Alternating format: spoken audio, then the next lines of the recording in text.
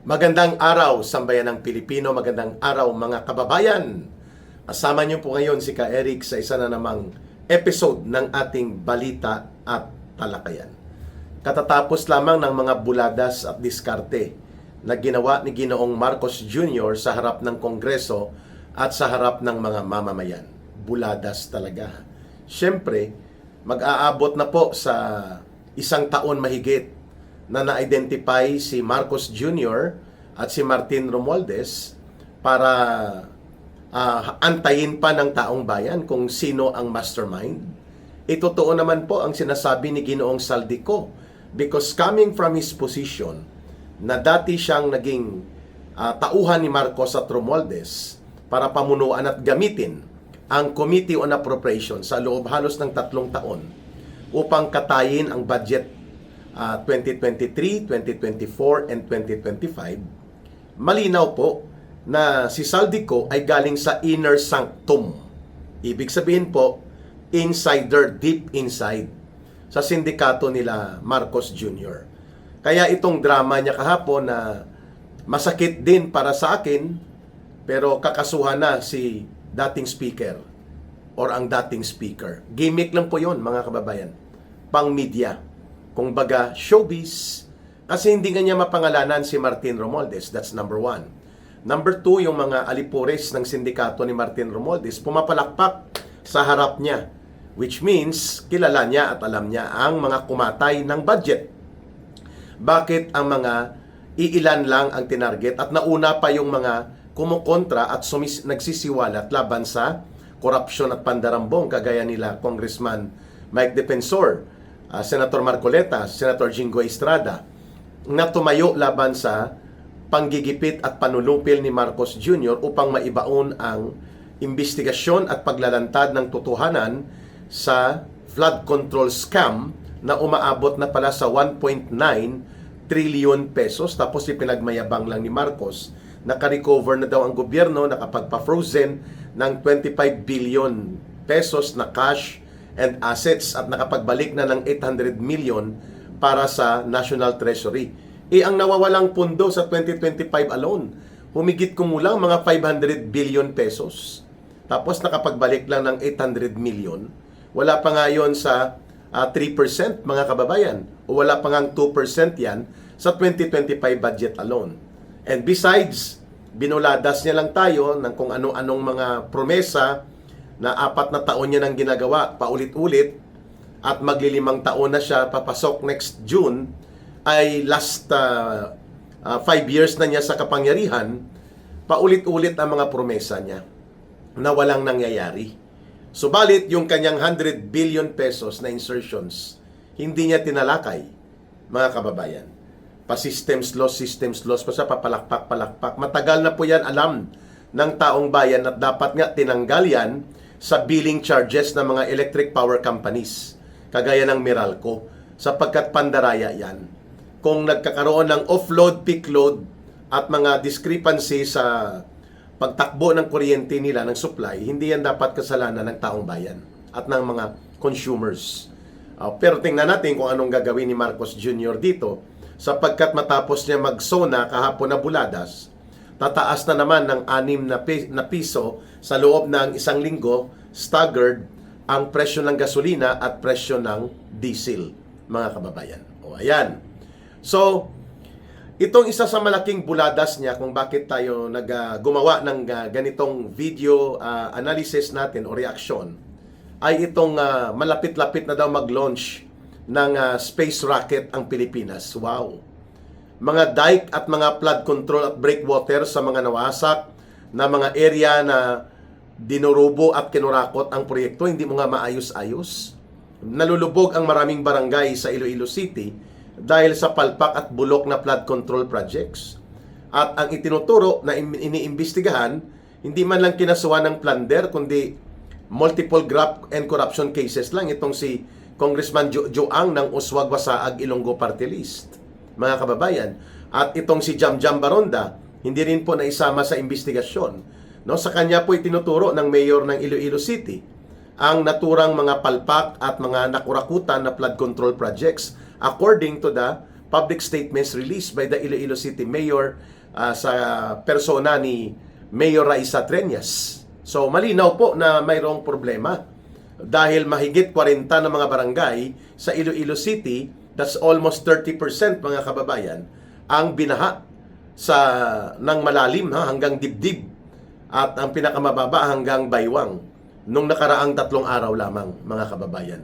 So malinaw na hindi po ginamit ni Marcos ng totoo ang kapangyarihan ng gobyerno para habulin at parusahan ang mga mandarambong, mangungurakot at magnanakaw sa kaban ng bayan. Pumapalakpak pa sa harap niya.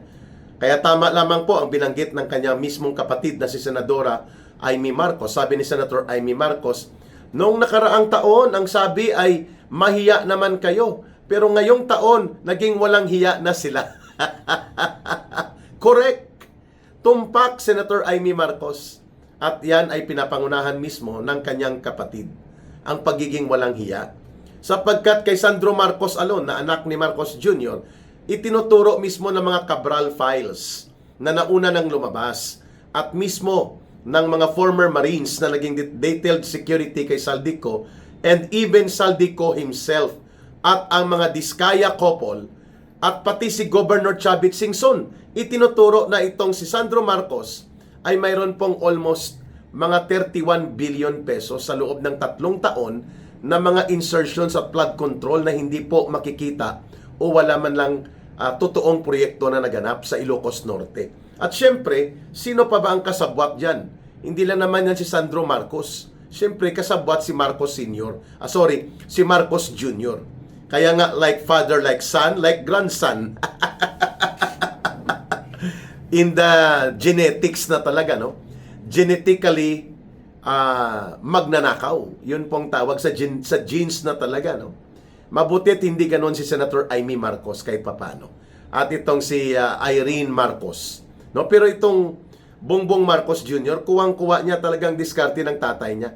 Maliban sa pagiging matalino. Matalino ang tatay At medyo may swabe yon sa kakayanan talaga sa pamumuno, na bulok at nakurap lang dahil nalasing sa kapangyarihan at naging gahaman din later on sa pera. Pero itong anak, terrible, wala nang utak na matino, nakagaya ng tatay niya, pero terrible sa pagnanakaw, terrible sa pagsisinungaling. Kung ang pagbabatayan po ay ang mga nagpaglalantad ng mga testimonya at mga pagpapahayag ng mga direktang nakakaalam. Mantakin mo, pinagbantaan nila si Saldico. Sinabi niya pa yan kay Saldico, inuulit ito ni Saldico sa kanyang video. Maghanap kayo ng inyong mga insertion, huwag niyong pakialaman yung sa akin na 100 billion pesos. At sa kanyang Office of the President, mahigit 5 billion pesos din ang idinagdag na budget. Noong 2025 lang ito At ito yung tinatawag ni Drilon at ng marami pang mga dating mga senador at mga finance ministers or finance secretary, the worst and most corrupt budget yung 2025. And yet, ibinaon lang po ni Ping Lacson ang investigasyon tungkol dyan sa Senate Blue Ribbon Committee ng siyang namumuno at hanggang ngayon hindi pa natapos-tapos sapagkat alam natin na pinoprotektahan niya si Marcos Jr. at si Martin Romualdez dahil nakinabang din po siya. Ito yung binabanggit ni Adrian Bersamin na mayroon pong tinanggap na campaign fund support mula dito sa idineliver na 8 billion pesos mula sa mga security detail kay Saldico, itong si Ping Lacson at si Tito Soto na nagkakahalaga ng mahigit kumulang ay 250 million pesos campaign fund support ng 2025 elections last year. Yan po ang binabanggit mismo ni Adrian Bersamin sa kanyang pahayag na nakuha ni Congressman Leandro Leveste. Si Adrian Bersamin, isa ito sa mga most trusted bag operators ni Marcos. Ang isa, si Yusek Jojo Cadiz, na itinago niya at nakapaskil noon ang kanyang item sa Department of Justice. Wala na rin po ito, nag-resign na rin po ito mga kababayan.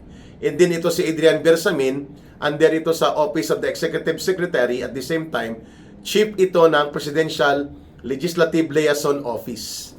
Ito yung dumudugtong sa mga kongresista at in short, bagman ang trabaho nito mga kababayan, facilitator.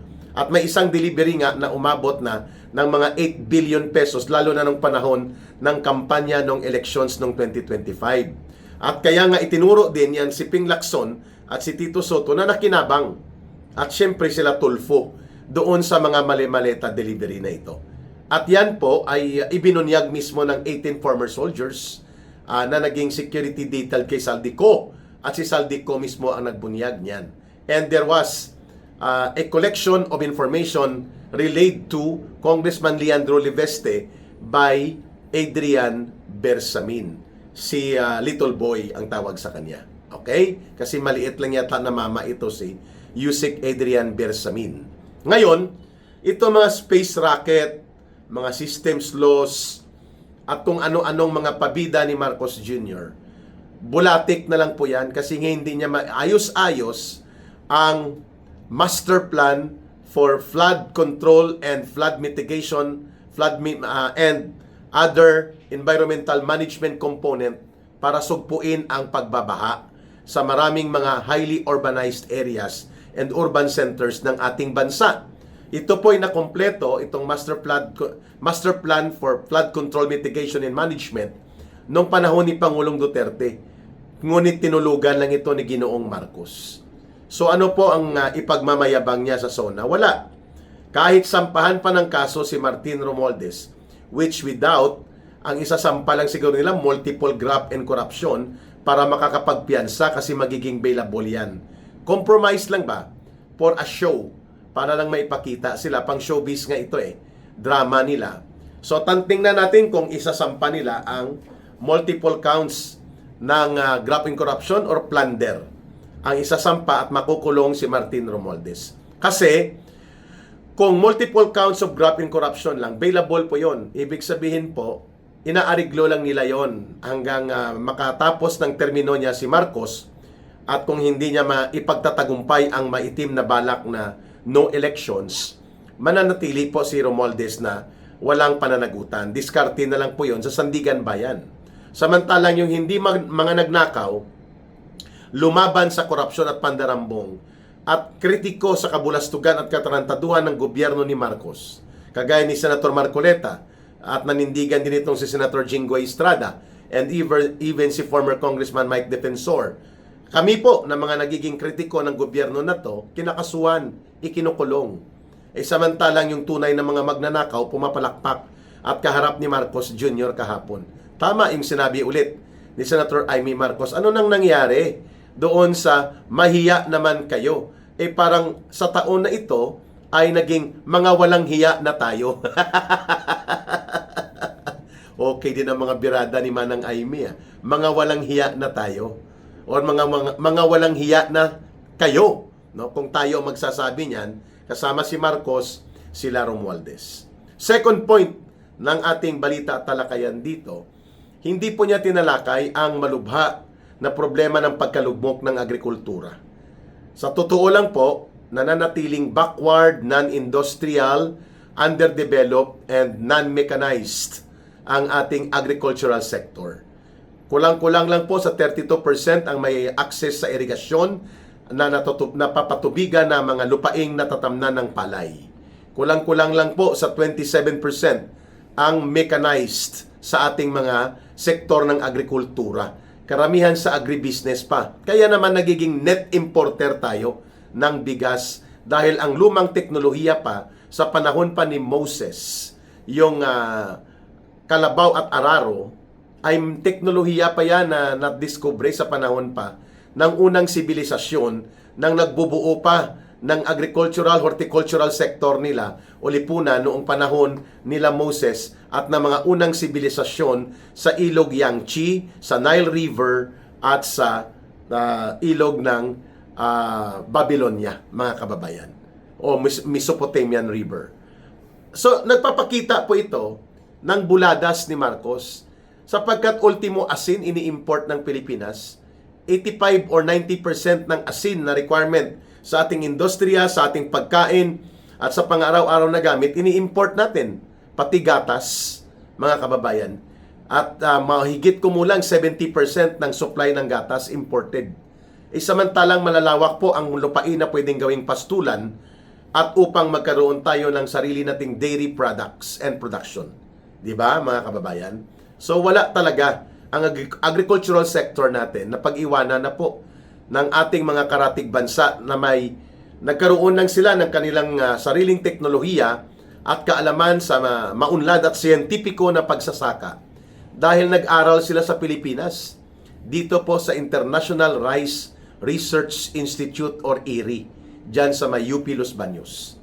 So, bakit tayo napag-iwanan? Dahil hindi natin dinevelop, hindi tayo nag-infuse ng technology na wala po ang mga road access network na napakahalaga po para sa mga liblib na mga lugar ng ating mga rural communities o kanayunan ay dapat na ipagdudugtong sila sa kabiasnan, sa merkado at sentro ng ekonomiya. Pero ang nangyari sa mga farm-to-market roads, naging farm-to-pocket roads. Yan ang dapat nating tingnan. Ano ang nangyari dito sa 33 billion pesos for 2026 na farm-to-market road?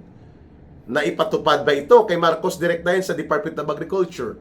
And in the last previous years na siya ang Department of Agriculture Secretary. Lugmok po ang agrikultura, lumaganap ang smuggling, and even si Saldico ay nagsasabi, ang smuggling sa agriculture and customs na kinasasangkutan ng asawa ni Marcos Jr. ng anak niyang si Sandro, ang kanyang asawa na si Lisa at ang kanyang bayaw na si Martin Araneta, umaabot ng 20 billion pesos ang kinita nila in the last 3 years mula sa agricultural smuggling and mula sa customs, Bureau of Customs, na mga palusot, which means around 6.5 to 7 billion pesos every year. Nung panahon na kasagsagan po na hindi pa sumambulat ang iskandalo ng malubhang korupsyon at panunumbalik ng pandarambong at sistematikong pangungurakot sa ilalim ni Marcos Jr., ibinulgar ito ni Saldico at hindi niya ito ginawa-gawang kwento kasi kasama siya sa internal operations ng naturang pagiging sindikato ng grupo at pamilya ni Marcos Jr. Ang lahat ng ito hindi pinag-usapan sa SONA ni Marcos. Tama. Kasi nga kung pinag-usapan yan, ang resulta dapat ang kanyang final statement kahapon ay, mga kababayan ko, inaako ko ang kasalanan sa pagkakaroon ng pinakamalala at pinakamalubhang korupsyon sa kasaysayan ng modernong politika ng ating bansa at bilang Pangulo ninyo at pinuno ng gobyerno, ako ay magbibitiw at haharapin ko ang mga kasalanan at pananagutan ko sa taong bayan. At susundan natin ang linya ng pagkakaroon ng constitutional line of succession para sa kabubuti ng aking gobyerno at lahat ng mga gabinete ko ay magre-resign na rin effective immediately pagka-assume ng bagong Pangulo dahil sa constitutional succession. Yun sana ang inaasahan natin na gagawin ni Marcos sapagkat the center of the problem ay hindi po ang mga nangungurakot lamang na mga alipuris nila sa sindikato ng mga kongresista at mga ilan pang sangkot na senador. The problem itself is Marcos because siya po ang nagpabulok ng gobyerno. Walang direksyon na tama sa ekonomiya, puro maruruming laro sa politika at puro buladas at kasinungalingan ang ginagawa. Inilulubog pa sa kumunoy ng pagkakautang at malawak na pagsulpot ng problema sa kahirapan, pagkabansot ng ekonomiya at kaguluhang politika ang buong bansang Pilipinas. So, saan ka magsisimula sa problema kung ganyan kaseryoso ang kinakaharap na problema ng mamamayang Pilipino na pilit iniwasan ni Marcos Jr.?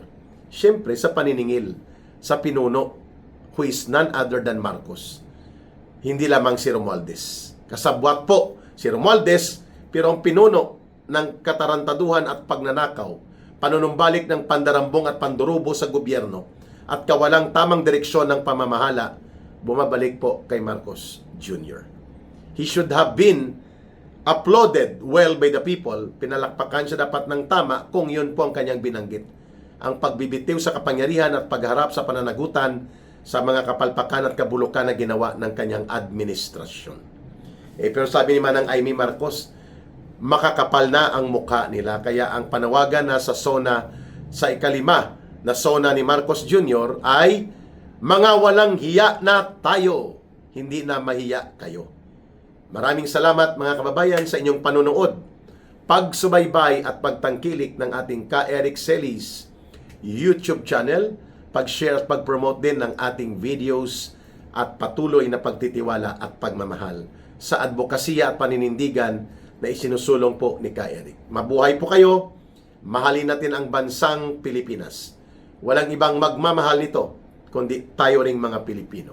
Para sa Diyos at sa Pilipinas nating mahal. May God bless and protect everyone. And to those who are Muslim brothers and sisters, Allah be with you. Maraming salamat muli. Bye for now. Ito po si Ka Eric. Mabuhay!